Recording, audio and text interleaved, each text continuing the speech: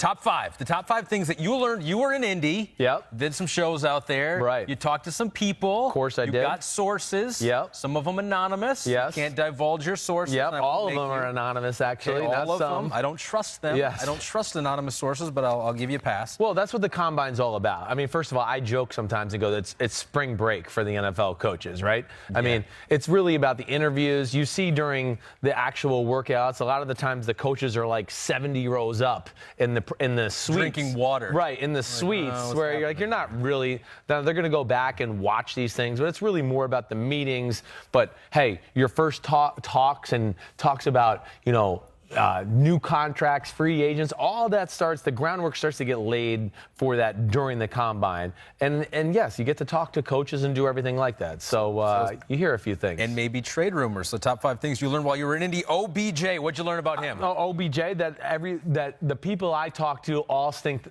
it's still a very real possibility that Odell Beckham Jr. gets traded. No one's buying the Giants' stance of, we wouldn't have signed him to a long-term contract if we didn't want to keep him. I know that's what Dave Gettleman keeps saying on that end. But I think a lot of people within the NFL still think that if the right offer was made to the New York Giants, that Odell Beckham Jr. could be had or could be traded for. So I'm not buying Which I don't the Giants. Get if you're bringing back Eli. If you're bringing back Eli, don't you want the best team around him? I would think so. Certainly I would. But I would also argue Eli can't even take advantage of some of Odell Beckham Jr.'s greatest strengths, which are stretching the field and doing that to where Eli's not exactly going to be the bombs-away quarterback. Maybe they don't want Odell upsetting things because he upset things last year with the Josina Anderson interview and all of those things. So I don't know, but I'm just telling you that's a sentiment that I heard from many people during the Combine. What'd you hear about Rashan Gary? I think Rashan Gary, I went out with a few scout friends, okay, and of course they thought very highly of him, but I think there's a talk that he is in the conversation for one of the best defensive players in the draft, one of the best defensive players, one of the best players in general in the draft, to where, I think going into the Combine, teams certainly had him in the top 10 for sure. I think after meeting him and after what he did on the field has vaulted him into the top 5, maybe the top D lineman off the conversation in the whole draft altogether. But I do think that, there's a faction of people out there that think he has the highest ceiling and has the possibility to still be the first defensive guy off the board. Highest ceiling, like Nick Bosa, drafted ahead of him? I think so. I think that there's a very real possibility that could happen. Yes, I think he's got more position versatility than Nick Bosa. I think he's a more natural, gifted, explosive athlete than Nick Bosa. Now, he might not be quite the better pure pass rusher at this point, but I think the other things people are going to look at, and we talked about it a little, right, where Bosa has been schooled by his dad, his brother. People are going to look at Rashan Gary, and I know people always go, production. But they're going to go, he's raw. He doesn't even have a pass rush move yet. Wait till the defensive lineman is going to look at him and go, I can't wait to get my hands on him and teach him how to hand fight or teach him a spin move. And then we're going to see what he is. And that's what people are going to get excited about with projectability. Gary. People love projectability. It's why the high school basketball players always were drafted so highly because, he could be anything. You mold him in anything. That's why you see busts sometimes in the first round because you go off about the projectability, the elite traits you think, and you can miss. You miss, right? And you're going to miss sometimes. It's not a perfect world as far as scouting football players. We thought he was going to be elite. It turns out he doesn't know how to play. Or he was elite in this, and we didn't take into account that he was so deficient in maybe some of these other areas. We thought he was a little better, but once we got him into camp, we realized, oh, no, he's got a lot of work to do in these other areas. Finish up with quarterbacks here. Kyler Murray, what'd you learn about him? You've looked at the tape. You were blown away by the tape. What did you learn saying about him? I think that's the same sentiment I've heard. I mean, some people, and as you heard in the Kyle Shanahan interview, a lot of coaches are in the very beginning of the phases of their draft to where they've maybe seen some highlight tapes, his best throws. So it's either one, coaches haven't really studied him yet. That was the answers I always got when I talked to my coach friends, because I wanted to know, have you watched Kyler Murray yet?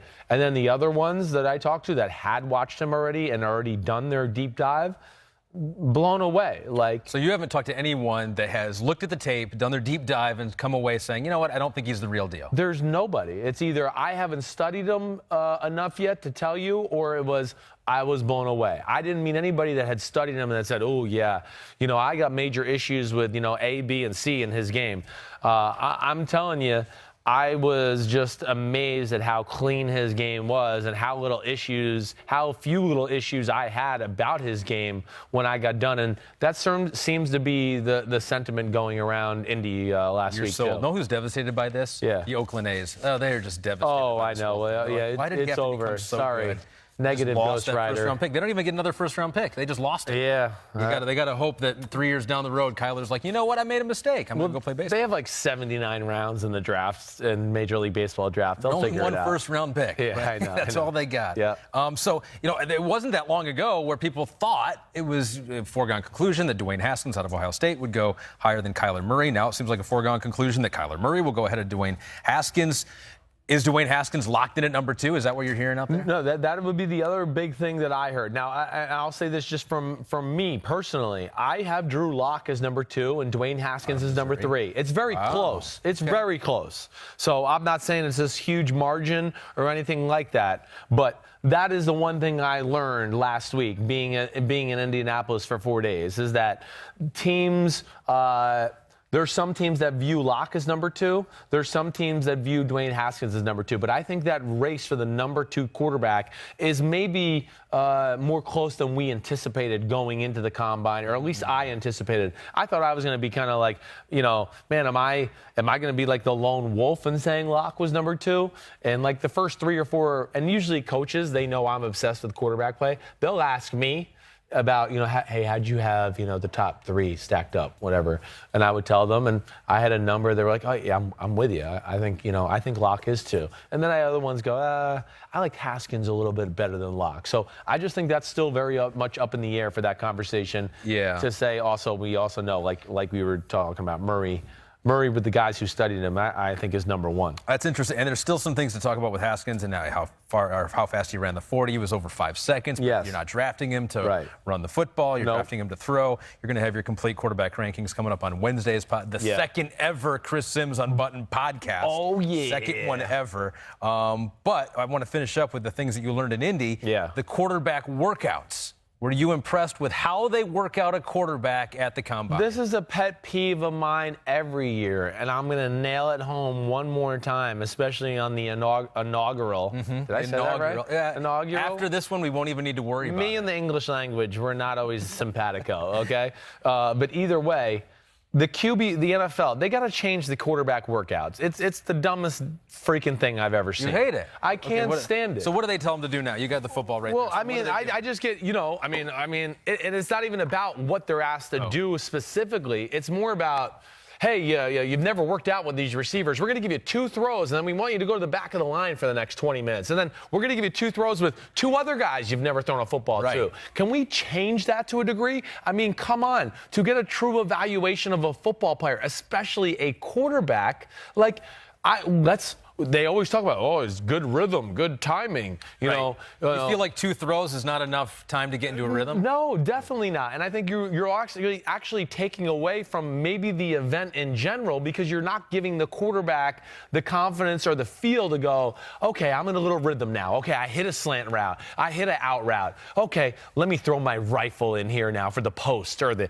in cut. I'm going to give it my 105-mile-per-hour fastball. And because of the way it's formulated, as a quarterback, and I was there, it's very hard to just go out and let it go because you go, man, if I let it go and I throw a perfect spiral and I throw, 100-mile-per-hour perfect football, and the receiver runs the wrong route, and now the ball's behind him and it's dropped, everyone goes, oh, look, he couldn't complete that out route. Then you go to the back of the line and think about it for 20 minutes. And then think about it again. And meanwhile, you want to go like, no, the receiver ran the wrong route. He was an idiot. He messed it all up. So you want to give quarterbacks 30 throws, get all the throws, and then you're done. Why can't, we go, Dwayne Haskins, there you go, throw the 2 slants, throw the 2 out routes, throw the in cut, throw the crow. Let them do it all at once. There's plenty of receivers to cycle in, and then he gets done with his 25 or 30 throws. Next guy goes up. I think it'll make for better TV, too, to watch because, like I said, I think you're going to get to see more of the true eliteness of the player and the true feeling of the player, too,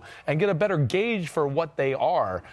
The ones that maybe they're not as gifted, they'll fall apart through those 25 throws, too. You'll start to learn. You'll learn more. You know what? It probably is that everyone knows it's just a charade. Like Kyle's like, we're ready to draft right now. I mean, how much more do we need to see? A lot of it, yes. See him. You know what they want to do? They want to see him in their spandex. Oh, yes. Do the Chris Sims thigh and butt check. They definitely and do. And anything certainly. else on top of that, a couple throws, it's gravy. It really is. We don't it's even gravy. need to see that. Yes, exactly right. No one, I mean, I'll take Drew Lock, for instance. Drew Lock, like, he is a special arm. He played it too safe at the combine. He played it safe. Really? Yeah, because I think he was worried about being, overanalyzed if he missed some throws here or there. So he just kind of played it smooth and made sure the ball was completed. I don't want to see that. He didn't want to look bad, so he just looked okay. Exactly. Yeah. I want to see, balls to the wall. Like, here's my game when it's late in the fourth quarter, and you're going to see my best stuff. That's what I want to see as a viewer, and I would want to see that if I was an evaluator, too. Yeah, it's interesting. I mean, and who knows how much power you have, Chris, and if they'll change that if they listen to this first ever. Listen to what I say, or you shall pay. Hi, I'm Mike Tirico, and thanks for watching. Make sure to hit subscribe for the latest news and highlights from NBC Sports.